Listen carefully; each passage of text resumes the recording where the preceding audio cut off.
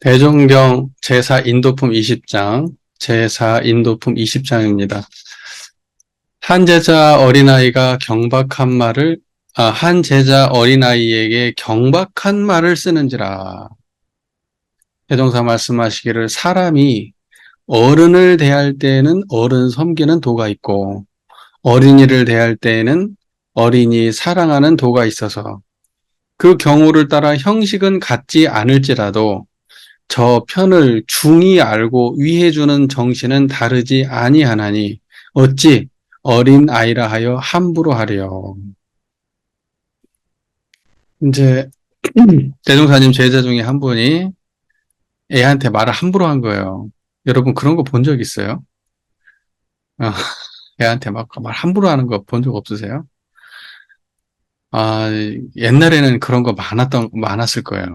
옛날에는 굉장히 많았을 거예요. 저 어렸을 때만 해도 어린 아이들한테 함부로 말하는 어른들이 있었어요. 진짜 함부로 말해요, 말을. 예. 그래서 좀, 어린 제가 들어도, 아, 정말 진짜 아니다 싶게 말하시는 분들 상당히 있었어요. 그러니까 이게 농도가 어느 정도인지는 모르겠어요. 경박하다고 말씀하셨잖아요. 그러니까 경박하다는 게 뭔 말일까? 이게 경박하다. 경박하다는 게 이게, 아까는 뭐 권위에 대한 얘기했지만, 진짜 권위라고 전혀 없는 거예요. 쉽게 말해서. 예. 정말 뭐랄까, 함부로, 어, 하대하고, 정말 되는 대로 진짜 말을 함부로 하는 건데, 아,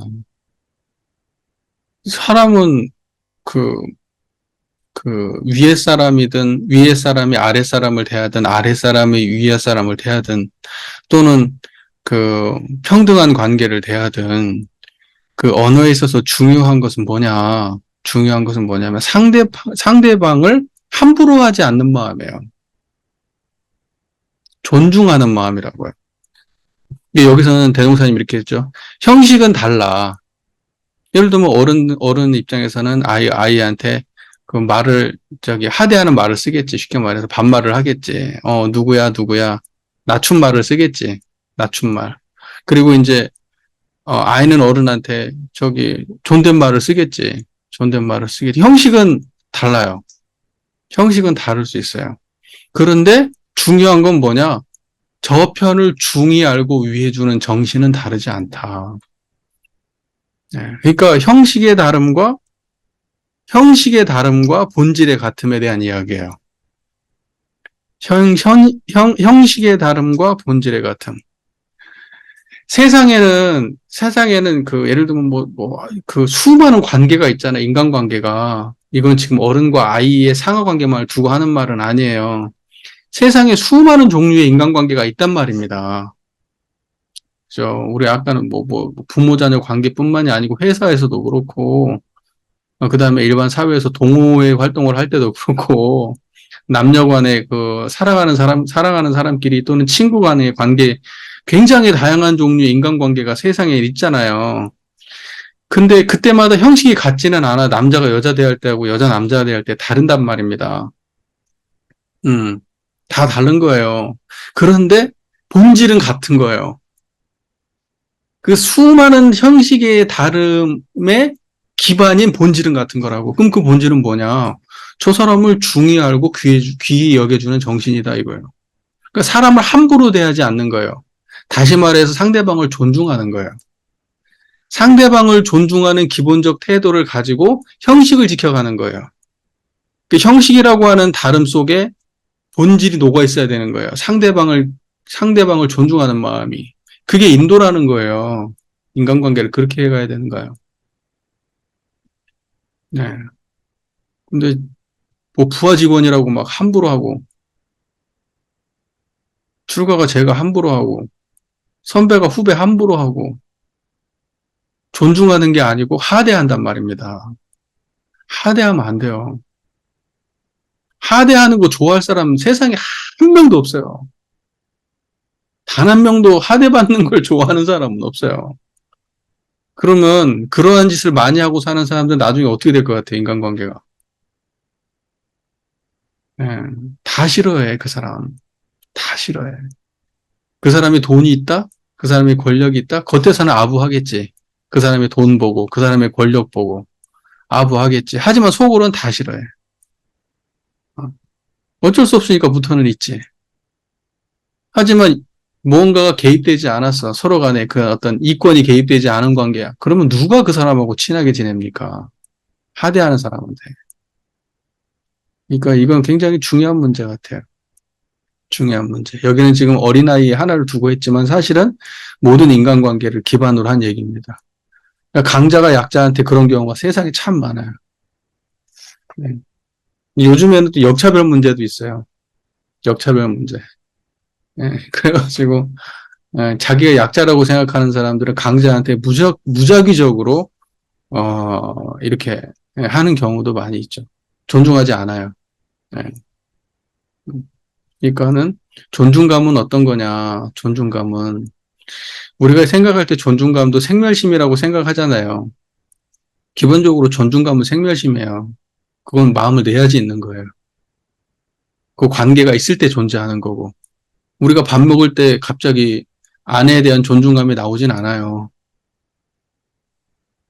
방 청소하고 있는데 자식에 대해서 존중감이 있는 건 아니야. 방 청소할 때는 방 청소를 할 뿐이지. 무슨 말인지 이해가 되시나요? 그렇기 때문에 존중감이라고 하는 건 생멸심이에요.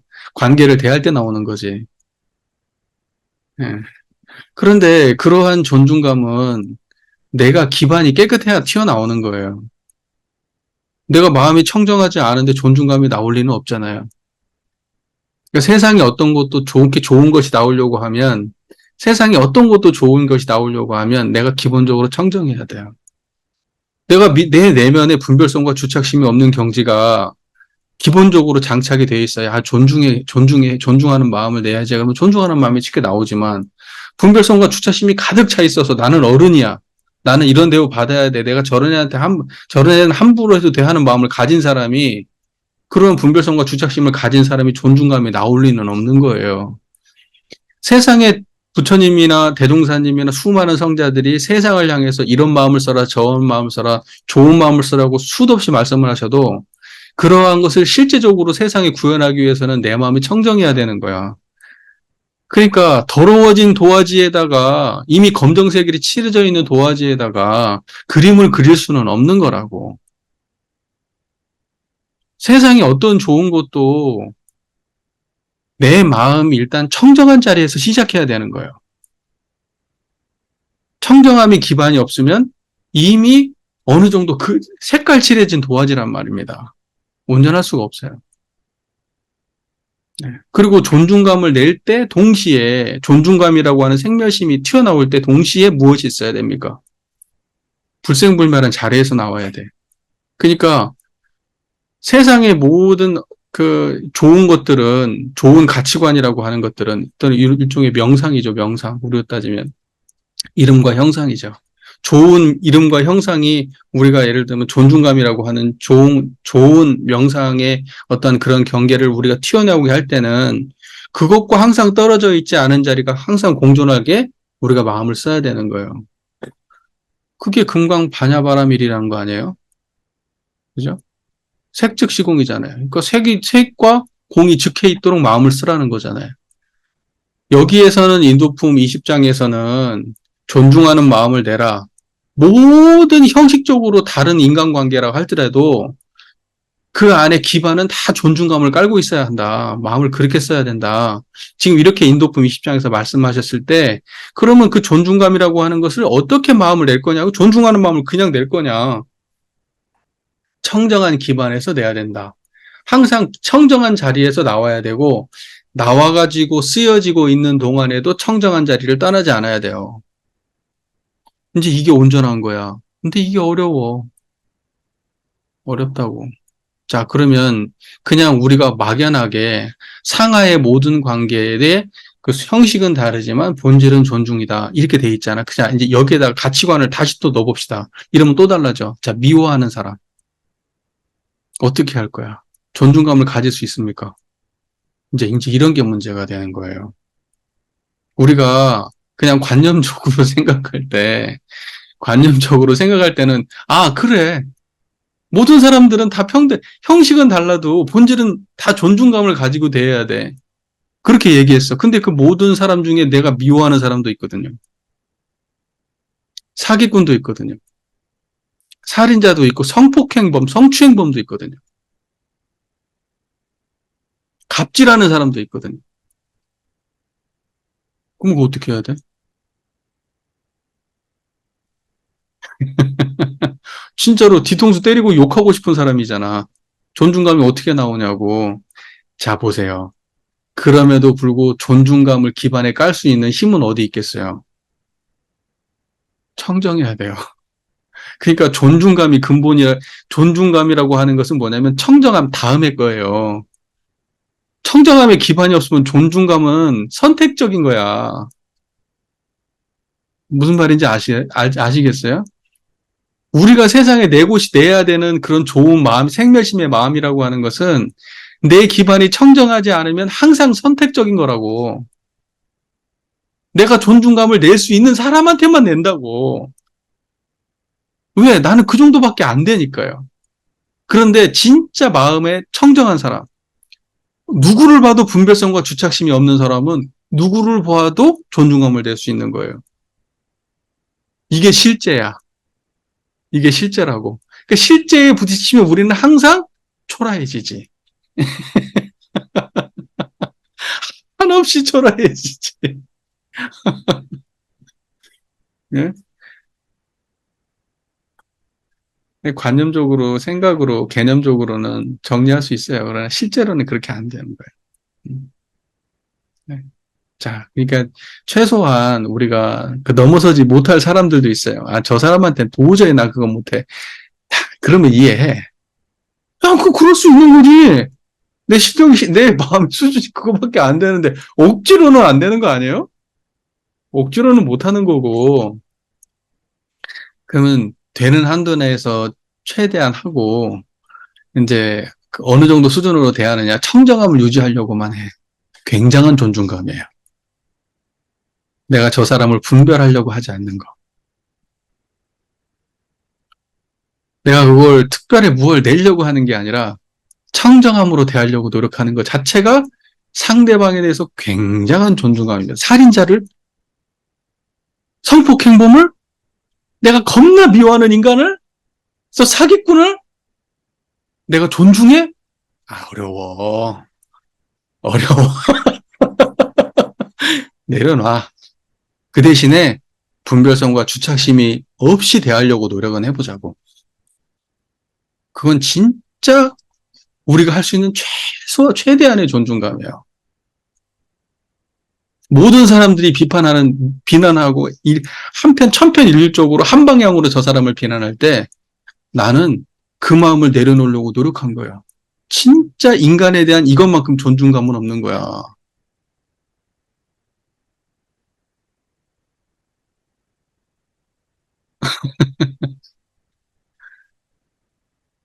그래요.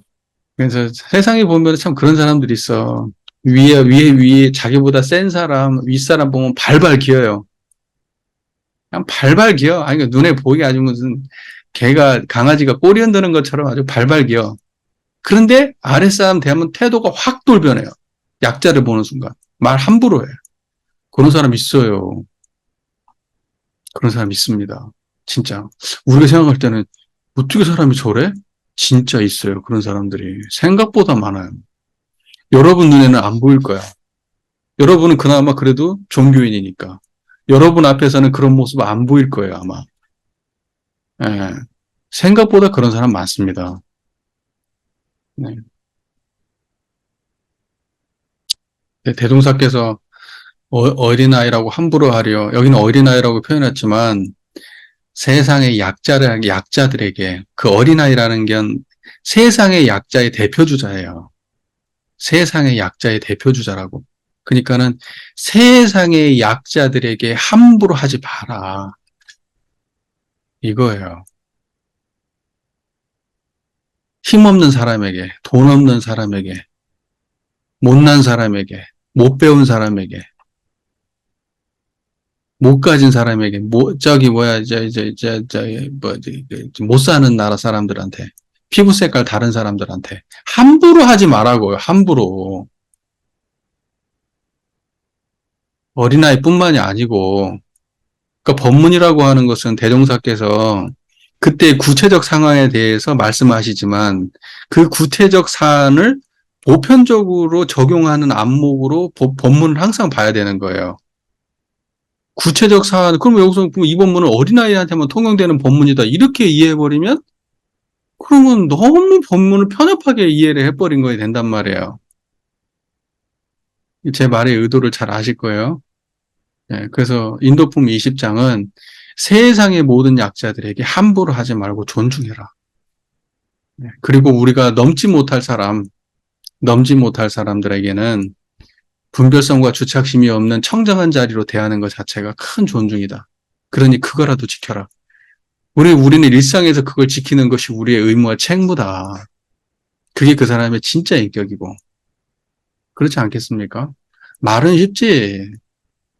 말은 쉽게 해요. 어려워요. 열심히 공부합시다. 네, 인도품 20장 이 정도 하겠습니다. 세상에서 제일 힘든 게 인간관계죠. 인간관계가 결국은 우리가 세간의 행불행을 좌우하는 것 중에 가장 큰 게 인간관계예요. 그리고 지속적으로 영향을 미쳐요, 인간관계는. 그 다음에 성공과 불행하고도 관계가 있습니다. 그 다음에 이제 우리가 직장 생활에서도 예를 들면 직장 생활에 잘하고 못하는 것도 직장 안에 인간관계 문제고, 가정 안에서 행복, 불행 문제도 인간관계 문제고, 거의 인간관계 문제를 떠나서 행불행을 논하기가 어려워요. 그러니까 우리는 어차피 인간관계의 노예예요. 물리적 환경에서 인간을 떠나서 살 수 없는, 예, 그러니까 물리적으로는 거기에 아주 굉장히 연결되어 있죠. 그런데 거기에서 그 관계에서 지혜를 얻고, 그 다음에 거기에서 적절하게 행위하고, 낄낄빠빠라고 하죠. 낄 때 끼고, 빠질 때 빠지고, 예. 놓을 때 놓고, 잡을 때 잡고, 그 다음에 이제 어느 정도의 거리인지 그 거리 관계를 잘 정리해야 돼요. 예, 이제 그런 것들을 잘하는 게 그게 굉장히 지혜 있는 거고 사회생활 잘하는 거고 그런 거거든요. 그러니까 어려운 거라고요. 기본적으로 인간관계는. 예, 어려운 거예요. 근데 도망가는 방식으로는 해결할 수 없죠. 그 다음에 또는 그런다고 해서 막 친해지는 방식으로 해결하려고 하는 것도 제가 보기에 답은 아니에요. 예, 왜냐면 끌려다니게 되거든요. 내가 불행해져요. 그렇기 때문에 그 둘 다를 초월하는 방식은 뭐가 있을까요? 분별성과 주착심을 내지 않는 거예요. 상대방에게. 근데 이제 가장 문제는 평등한 관계면 내가 분별성과 주착심을 내지 않으면서 그 관계를 유지할 수 있어요. 근데 평등하지 않은 관계, 상하 관계고 내가 아래쪽이면 그러면 그 조직 안에서 내가 살아남기가 참 어렵죠. 이제 문제가 되는 경우는 이런 경우예요. 이게 우리가 해결할 수 없는 입장에 처했을 때, 그거 어떡하겠어요? 그 조직이 영 힘들면 나와야겠지. 이제 우리는 이제 대부분 이제 그 조직을 빠져나옴으로써 해결을 보죠. 근데 사람들이 그렇게 얘기해요. 거기에서 어떻게든지 해결을 봐야지. 거기서 해결을 못 보면 그런 사람 또 만난다. 그러니까 내가 해결하지 못한 사람은 결국 외나무다리에서 또 만나게 돼 있다. 어디 가서 또 그런 사람 또 만난다. 여기서 피했는데 저기가 또 있다는 거야. 근데 꼭 그렇지는 않더라고. 꼭 그렇지는 않아요. 중요한 건 내 안에, 거기서 이야기하고 싶은 그 문제는 뭐냐면, 문제는 타인에게 있는 게 아니라 나한테 있기 때문에, 내 문제를 해결하지 않으면 어디 가도 그 문제가 또다시 발생한다. 이제 그런 차원의 문제라면 분명히 그게 맞아. 그 해법이. 내 안의 문제는 반드시 또 다른 인간관계에서 문제를 일으키게 됩니다. 그런데 그게 아닌 경우도 있어요. 절대적으로 저놈이 나쁜 경우도 있다고. 예, 근데 그런 경우조차도 예를 들면은 해결하지 못하면 안 된다. 어떻게든지 해결을 해야 되고 네가 숙여야 되고 네가 잘해야 되고 이렇게 해결해야 된다 하면 저는 정말 거기다가 진짜 안 좋은 말을 하고 싶어요.